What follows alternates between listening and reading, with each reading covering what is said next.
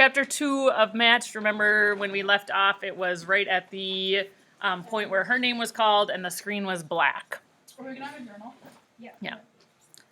The whispers rise soft around me like birds beating their wings under the dome of the city hall. What type of literary device is that? Whispers rise soft around me like birds beating their wings under the dome of the city hall. What was that? Simile. Yes, simile, that's correct. Your match is here this evening, the hostess says, smiling. The people around me smile as well, and their murmurs become louder. Our society is so vast, our city so many, that the odds of your perfect match being someone in your city are minuscule. It's been many years since such a thing has happened here. These thoughts tumble in my mind, and I close my eyes briefly as I realize what this means. Not in abstract, but for me, the girl in the green dress. I might know my match. He might be someone who goes to the same second school that I do, someone I see every day, someone... Xander Thomas Caro. Who's Xander? Her best friend. Yes, you did call it. At his table, Xander stands up. A sea of watching faces and white tablecloths, of glinting crystal glasses and shining silver boxes stretches between us. I can't believe it. This is a dream. People turn their eyes on me and on the handsome boy in the dark suit and blue cravat. It doesn't feel real until Xander smiles at me. I think, I know that smile. And suddenly I'm smiling too. And the rush of applause and smell of lilies fully convince me that this is actually happening. Dreams don't smell or sound as strong as this. I break protocol a bit to give Xander a tiny wave, and his smile widens. The hostess says, "You may take your seats." She sounds glad that we are so happy. Of course, we should be. We are each other's best match, after all. When she brings me the silver box, I hold it carefully. But I already know much of what's inside. Not only do Xander and I go to the same school, we also live on the same street. We've been best friends for as long as I can remember. I don't need the microcard to show me pictures of Xander as a child, because I have plenty of them in my mind. I don't need to download a list of favorites to memorize, because I already know them. Favorite color? Green. Favorite leisure activity? Swimming. Favorite recreation activity? Games. Congratulations, Kasha, my father whispers to me, his expression relieved. My mother says nothing, but she beams with delight and embraces me tightly. Behind her, another girl stands up, watching the screen. The man sitting next to my father whispers, "What a piece of luck for your family. You don't have to trust your future to someone you know nothing about." I'm surprised by the unhappy edge to his tone. The way his comment seems to be right on the verge of insubordination. What is insubordination? Some of you may have been written up for insubordination. Being rude. Yeah. Kind of. Not listening, blurting. Not doing what you're told. Yeah, going against authority. Yeah. So in this case, if the man's voice had an edge of insubordination, who would be the authority that he's going against? The society, right? So it sounds like maybe he's not 100% behind the whole matching system, So he's like against right? it. That's what it kind of sounds like by the tone of his voice. His daughter, the nervous one wearing the pink dress, hears it too. She looks uncomfortable and shifts slightly in her seat. I don't recognize her. She must go to one of the other second schools in our city. I sneak another glance at Xander, but there are too many people in my way and I can't see him. Other girls take their turn standing up. The screen lights up for each of them. No one else has a dark screen. I am the only one. What do you think a second school is?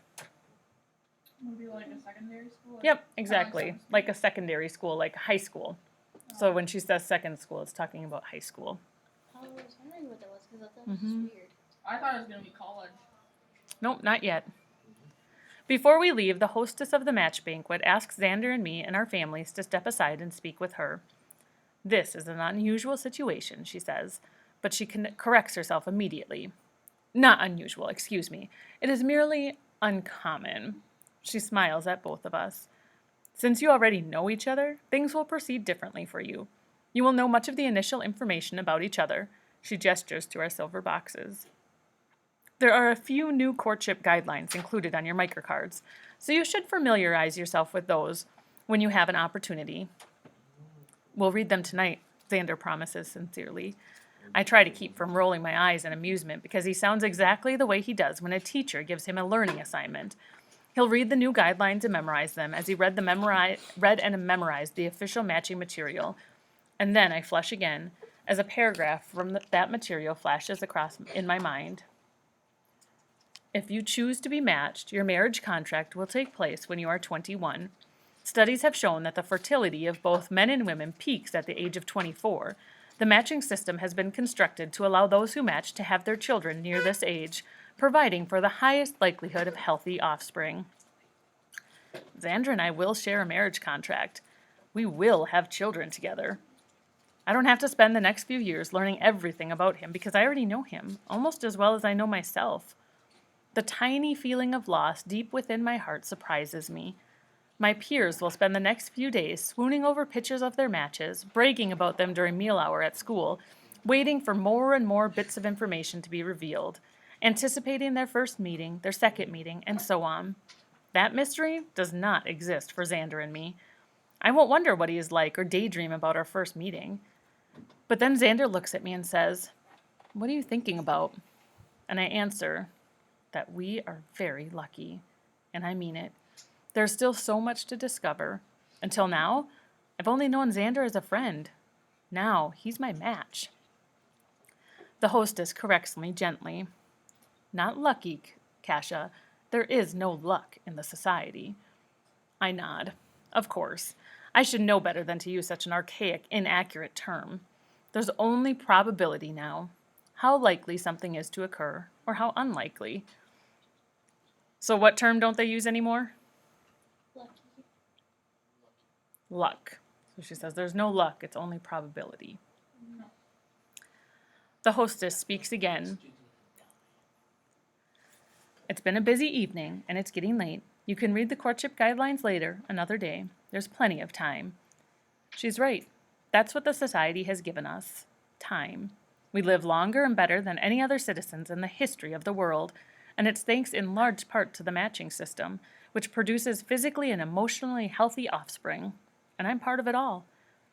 My parents and the Carrolls can't stop exclaiming over how wonderful this is, and as we walk down the steps of City Hall together, Xander leans over and says, "You'd think they'd arranged everything themselves."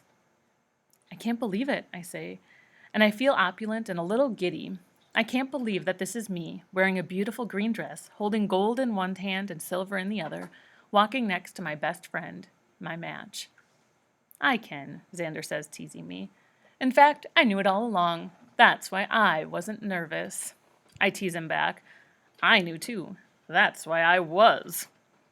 We're laughing so much that when the air train pulls up, neither of us notice for a moment, and then there is a brief moment of awkwardness as Xander holds out his hand to help me climb aboard. "Here," he says, his voice serious. For a moment, I don't know what to do. There is something new in touching each other now, and my hands are full. Then Xander wraps his hand around mine, pulling me onto the train with him. "Thank you," I say as the doors close behind us. "Any time," he says. He does not let go of my hand. The little silver box I hold creates a barrier between us, even as another one breaks. We have not held hands like this since we were children. In doing that tonight, we move across the invisible divide that separates friendship from something more. I feel a tingle along my arm. To be touched by my match is a luxury that the other matchees at banquets tonight do not share. The air train carries us away from the sparkling, icy white lights of the city hall toward the softer yellow porch lights and street lights of the boroughs. As the streets flash past on our way home to Maple Tree Borough, I glance over at Xander. The gold of the lights outside is similar to the color of his hair, and his face is handsome and confident and good, and familiar for the most part. If you've always known how to look at someone, it's strange when that directive changes. Xander's always been someone I could not have, and I've been the same for him. Now, everything is different. My 10-year-old brother Bram waits for us on the front porch. When we tell him about the banquet, he can't believe the news. "You're matched with Xander? I already know the person you're going to marry? That's so strange." Isn't that funny to think about? Like that knowing somebody that your sister or your older brother or sister is going to marry would be strange? Would you That hope would to be have met weird. them before they're going to be married? Mm-hmm. You're the one who's strange. I tease him and he dodges me as I pretend to grab him. Who knows? Maybe your match lives right on this street too. Maybe it's... Bram covers his ears. Don't say it! Don't say it! Serena, I say, and he turns away, pretending that he didn't hear me. Serena lives next door. She and Bram torment each other incessantly. Kasha, my mother says disapprovingly, glancing around to make sure that no one heard. We are not supposed to disparage other members of our street and our community. Maple Tree Borough is known for being tight-knit and exemplary in this way. No thanks to Bram, I think to myself. I'm teasing, Mama. I know she can't stay mad at me. Not on the night of my match banquet, when she has been reminded of how quickly I'm growing up. Come inside, my father says. It's almost curfew. We can talk about everything tomorrow. Was there cake? Bram asks as my father opens the door. They all look back at me, waiting. I don't move. I don't want to go inside yet. If I do, that means that this night is coming to an end, and I don't want that. I don't want to take off the dress and go back to my plain clothes. I don't want to return to the usual days, which are good, but nothing special like this. I'll come in soon. Just a few minutes more? Don't be long, my father says gently. He doesn't want me to break curfew. It is the city's curfew, not his, and I understand. I won't, I promise. I sit down on the steps of my house, careful, of course, of my borrowed dress. I glance down at the folds of the beautiful material. It does not belong to me. But this evening does. This time that is dark and bright and full of both the unexpected and the familiar. I look out into the new spring night and turn my face to the stars. I don't linger long because tomorrow, Saturday, is a busy day. I'll need to report to my trial work position at the sorting center early in the morning, and after that I'll have my Saturday night free rec hours, one of the few times I get to spend with my friends outside of second school, and Xander will be there. Back in my bedroom, I shake the tablets out of the little hollow in the base of the compact. Then I count 1, 2, 3. Blue, green, red. As I slide the tablets back into their usual metal cylinder. I know that what the blue and green tablets do. I don't know anyone who knows for certain what the red tablet does. There have been rumors about it for years. I climb into bed and push away the thoughts of the red tablet.